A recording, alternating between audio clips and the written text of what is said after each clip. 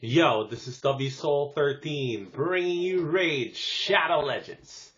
And today we're going to be doing 2X. We're going to be doing, I'll talk about the Ultimate Death Knight as well. But primarily today we're going to be doing the Shardpools for 2X Ancients plus a guaranteed legendary. Okay. So I'm at 121 right now. So oh, thank you, baby. So in order to get him, I would need to spend some gems, right? Baby girl, I love you. Ollie, kamusta ka na? Okay, yan. Okay.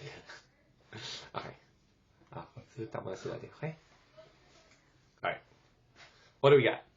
So it's 2-hitter on the A1. It's a Dwarven defense-based magic affinity champ. 2-hitter, first hit has decreased defense. Okay, that's not bad. The second hit can provoke. Alright, so Magma Dragon, right?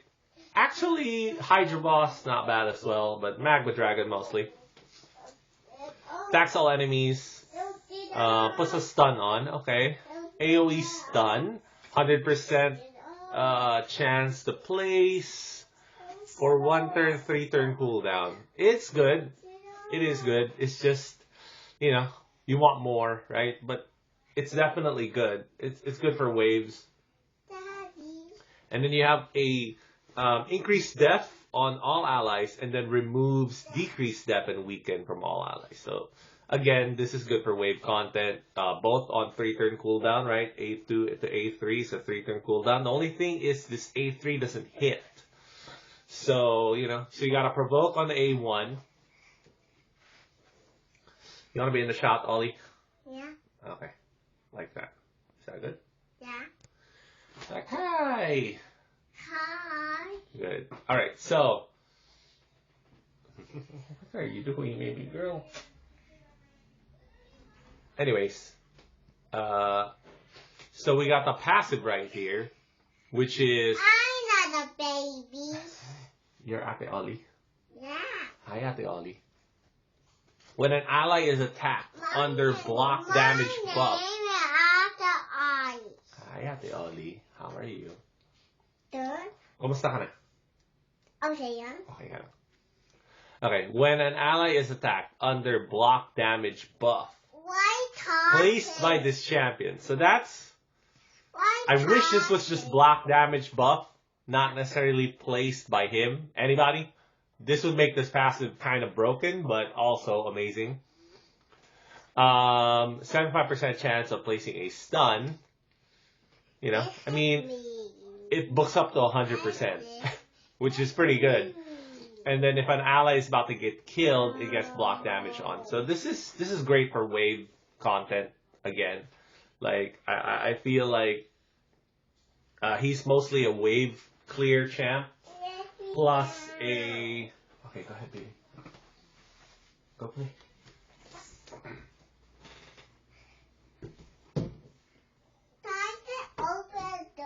Yeah, go. Go play, okay? Love you. Go ahead. Alright, so he's more like a wave clear champ and not necessarily like worth the 140. I think for most people he's not going to be worth the 140. So I would probably suggest for most players, especially those just starting out in the game, to hold off.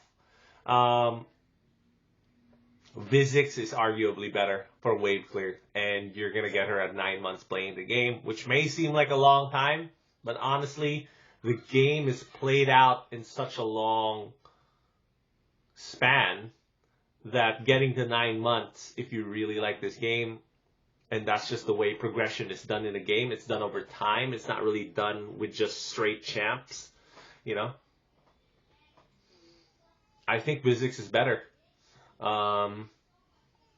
And because Vizix is better, actually Syl, you could argue Syl is better. You get her at 6 months, but I'm talking like particularly just for wave clear, you know, because Syl is more like a boss killer slash wave clear carry champ all around, you know. This one is not particularly a boss killer. He is gonna be really good in Magma Dragon 110. So Magma Dragon 110 is definitely one of those pieces of content that requires a specific strategy to get through.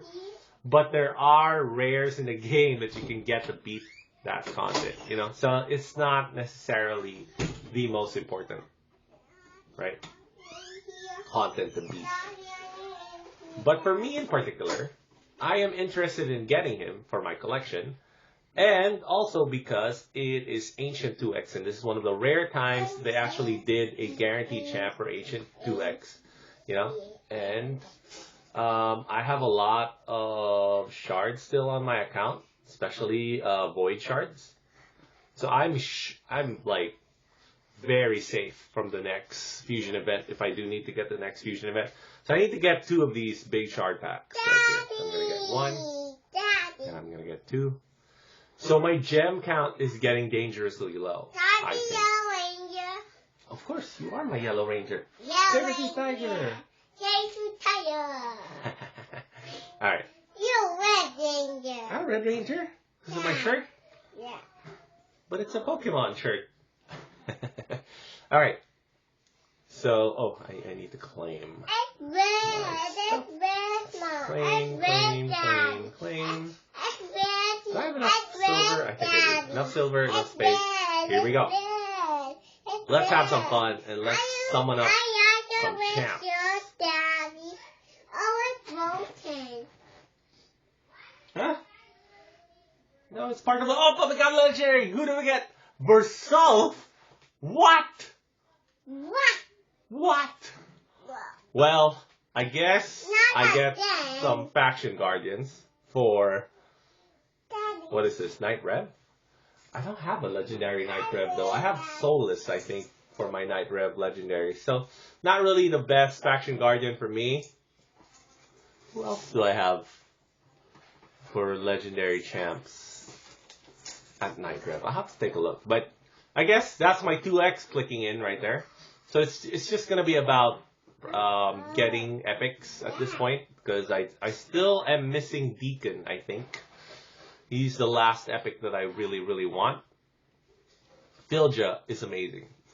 So, before... Oh, triple epic pull right here. Rear guard is great. The Fouled Sinner, not really.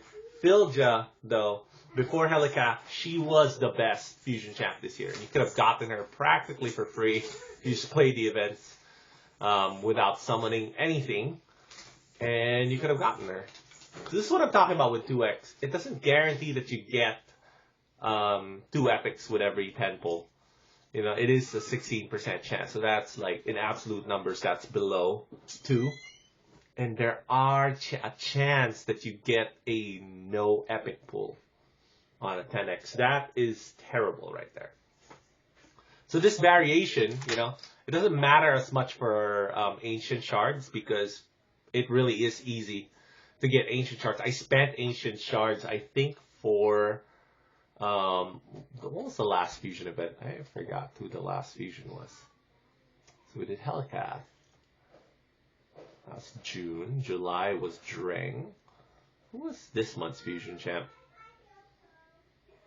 A forgettable fusion champ. Oh, Lanathoril. Yeah, so I did spend ancient shards for that fusion. And I skipped the Nogorio one because I honestly just didn't feel like it.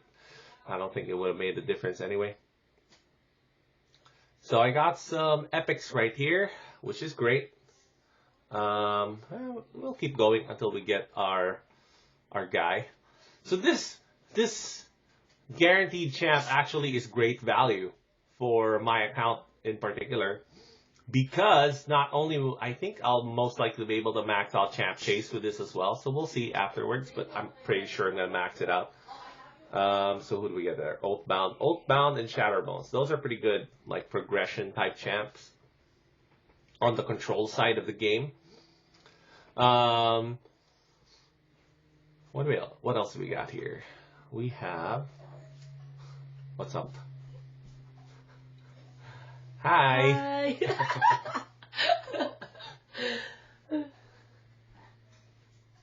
It's my wife and baby.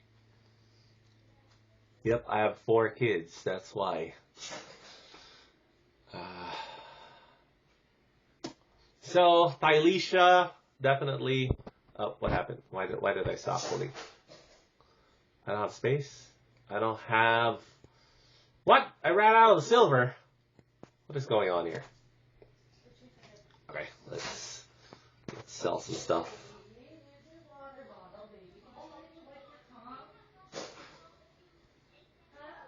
Alright, so let's sell 5-star gear, because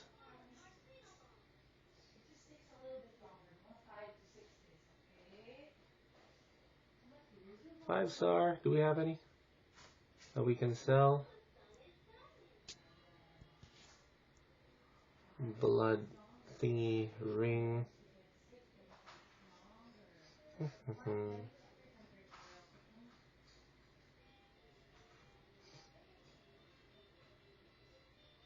I wish there was a filter to take out the special ones, because even the 4-star special accessories, in my opinion, you should try to keep as many of them as you can, just because it creates a little bit of utility for you down the line if you do want to build specific champs based on specific special accessories.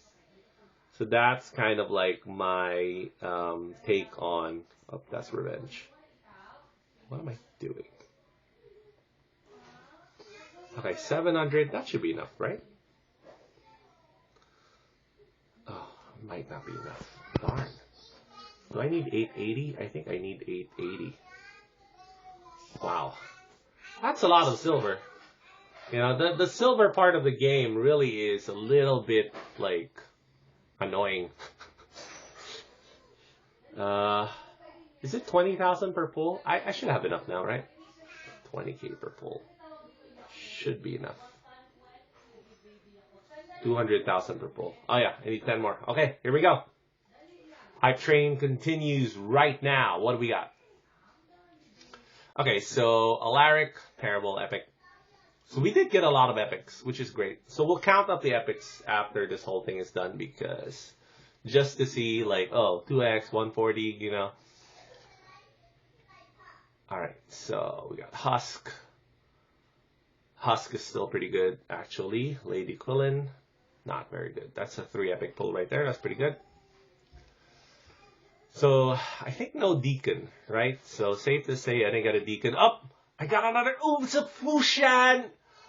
It's my second Fushan. Oh man, 2 legendaries. Wow, 3 all in all. Once I get the guaranteed one on this one, I think. Damn, that's a good pull. Unfortunately, I already have him, and here comes Goffred the Brassclad, Chad. Maybe I'll just call you Brass Chad. So Goffred the Brass Chad. Right.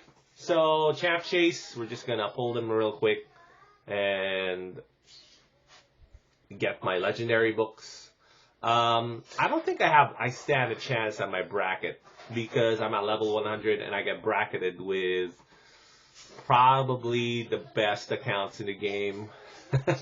Yeah, 0 chance there. So that's just an unfortunate thing that happens to you once your account gets older, is that if you're free to play or low spender, your chances of competing at the brackets drastically goes down.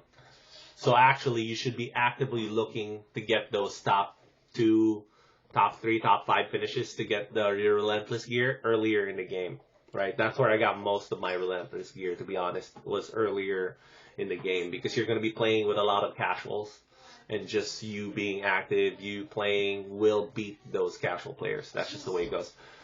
So we got couple Lego books on top of 3 legendaries. Let's take a quick recap of exactly who we got, and then we'll talk about Ultimate Death Knight, right?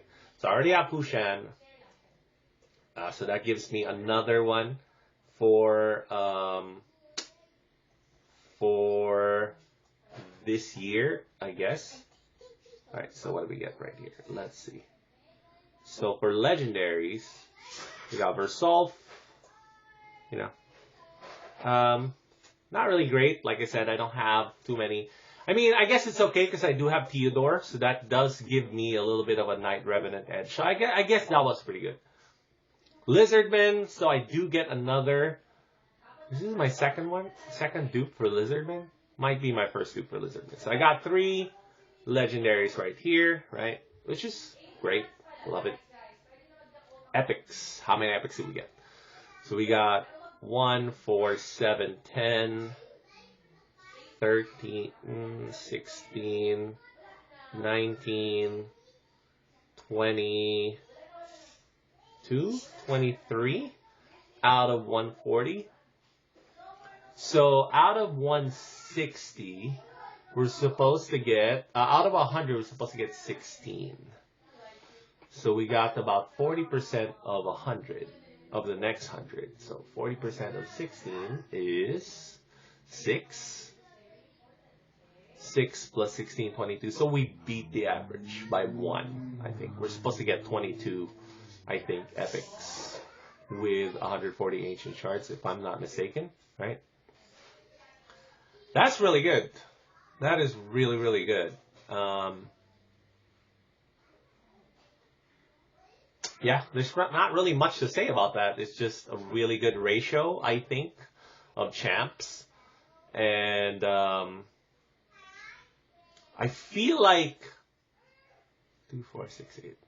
It's actually probably closer to 20. Like the range would be something like 20 to 22, maybe like 21. So we did beat it by a couple, probably, the average. So this was a pretty productive pull for me. And you saw right there in the middle, there were some pulls where I got 10 rares and nothing. So that would be terrible for you if these were void shards. So the exercise here actually for you is imagine those are void pulls, right? So you'd be like, wow, in 140 voids, I got 3 legendaries. Not really, because you're not going to get 140 voids. Most people are not going to get 140 voids. So even content creators, when they do their void shard opening sessions, they rarely go over 100 voids, right? Voids are extremely hard to accumulate. That's just the way they are. And they also kind of give you terrible value, to be honest, because it's so hard to get epics, and it's even harder to get legendaries. I only have 2 void legendaries that I've ever pulled on my account, and if you count, what is that? Riho Bone Spear, right? So that would be 3 for me with Riho, and I had to wait for a guaranteed to get my 3rd void legendary in 3 years of playing. I'll be 3 years playing this December. So hopefully that puts it into perspective for you why void shards are so valuable, 1, and why you should think about really diamond handing those void shards and waiting for the right opportunity to pull.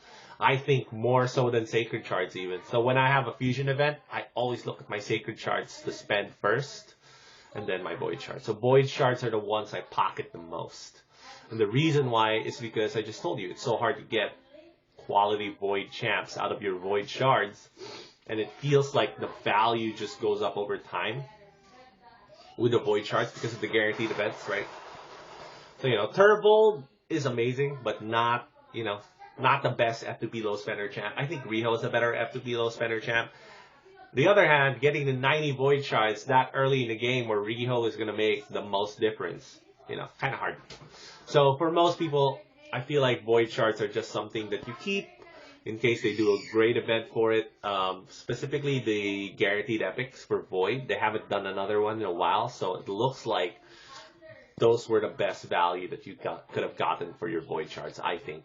Would be Madame Ceres, Godseeker Aniri, and Inquisitor Shamel. So, don't know if we're going to do anything like that ever again soon. Okay. And then finally, I want to give you my valuation of Ultimate Death Knight. So when Ultimate Death Knight came out, this is why I kind of held off on talking about him, because I wanted the content creators to blow their load first, and then I come in and give you my F2P low spender perspective on him. I think Ultimate Death Knight is amazing. Hands down. So a lot of content creators came out and said, kind of like underwhelming, lackluster before they tested him. Now that they've tested him, they're like, oh crap, he carries hard. And I'm like, yeah, duh. Right? So, what is the main thing you're looking for if you're a new player in the game? This would be a good time for you if you're still in the video. Tell me in the comments. What do you think? What do you think new players are looking for the most, right? In terms of what they want to accomplish, what you should be accomplishing in your account, right? And the answer is, drumroll please, the one champ to get you past Dragons 20. And there is only one champ that can get you past Dragons 20. And it's not going to be Kale. So a lot of people say, well, pick Kale. Sure, but how do you get Kale past the waves to the boss so you beat Dragons 20? The answer is a carry or a control champ that can do it by themselves. And Ultimate Death Knight, I think, can do it by himself. So he is a hybrid carry and control champ. I think he puts decreased attack out, which is good. I think he's got provoke on the A1. Yeah. So provoke on the A1, decrease attack AoE, and then shield and continuous heal. Right? So unfortunately, it's legendary books to get the cooldowns. You will need cooldowns on this to make him really, really good. Right? So you could go as shallow as 2 books, and unfortunately you might have to go all the way to get those cooldowns. Sometimes that happens 4 plus 4, 8, 10 books. 10 books, and then this passive also has a good chance of keeping you alive, kind of something like a Sepulchre Sentinel type guy. Right? So if you can put Ultimate Death Knight in Immortal set, even Lifesteal set earlier in the game, because he does have an AoE to try to top back up. You know, he's really strong. He is really, really strong for like new players that are starting this game and they get Ultimate Death Knight. Better than Deliana. Better than Deliana. A lot of content creators are really, really high on Deliana, even though from a progression standpoint, Deliana doesn't come in until after you beat Dragons 20. That's just the reality. The reality is, from a progression standpoint in the game, it's Dragons 20. That's the gem that you need to have on your crown to be a king in this game, you know? And if you can't get to Dragons 20 as quickly as you can, I'm talking about as quickly as your 4th 6-star champ. It's possible now. Even with your 3rd 6-star champ, it's possible now. The reason why it's possible now is because of this guy right here, my boy, Broadmaw. So with Broadmaw as your 6th or your third, potentially your 3rd 6-star champ, you can beat Dragons 20. Hands down. We've already proven it. I've shown you the videos. You can look at my channel. And then now, there's Ultimate Death Knight. So you can have a level 50 Ultimate Death Knight. Let's say you already leveled up your Broadmaw. You have a level 50 Ultimate Death Knight to go with your Broadmaw. And now you can practically beat any dungeon content. The early versions of it. So I'm talking like Stage 13 Spiders is going to be easier. Stage 13 Fire Knight might also be easier, you know. Things like that. But I think overall, let's say the next Fusion Champ is going to be good. So there's like rumblings of the next Fusion Champ being good. And you skip this 2x event, which I think people should consider skipping this 2x event. That's kind of like the bottom line. I know I did it, and you're like, oh my god, he just pulled all these shards, hype, 3 Legos. Yeah, well, whatever. Those 3 Legos were not necessarily the best. You know, I would trade any of those 3 Legos for Helicat. Although Helicat was easy to get, so you don't even need ancient shards to get Helicat, in my opinion. You could have gotten him with whatever shards you have. But let's say it is Helicat, right? So let's do some Faction Guardians just to show you guys. So I do have Night Red there. That's Versalt. That is one of the Fusion Champs. And then the other one was Bushan, I think. Oh, that is my 2nd level one, because I have a Duke Draco. Oh, man. Plus 10% attack. All right. That's not bad. Plus 30 accuracy and plus 30 resist. That will be a great milestone for me to hit for these guys in particular. Although, you know, who do I need to pull to get there? Probably a rosin or something. Yeah, a dupe rosin. Yeah, this is just me like showing you how what an F2P low spender account will look like. Oh yeah, so a lot of these are fusion champs actually. So rosin, Vargal, and Vergum card are all fusion champs. So if I get any of those as a dupe, that would give me the plus 30 resist and plus 30 accuracy. That's not bad, actually. That would be a great upgrade for me to get. And I think for Banner Lords, I really am just missing... is it Banner Lord or Sacred Order? Sacred Order, I think. I really am missing Deke. Where's Deke? Deke right there. He is the last guy I want to get from Ancients or Sacreds. It's taking a long time. I mean, that's just the way the game works, which is why guaranteed champs are so important for you to hold out for and try to see if that makes an impact on your account or not, because these champs are hard to get, specific ones. So if I pick one champ and I say I must get him into my account, maybe 1,000 ancients, maybe 2,000 ancients to get that champ. You don't know. It's hard. Maybe 50 sacreds, maybe 100 sacreds, maybe 200 sacreds to get that specific epic into your account. It's hard, That's why my philosophy, and the philosophy I want you to live by if you're playing this game, is diamond hand those shards, bro. Wait for the right time to pull. Okay? See y'all next time.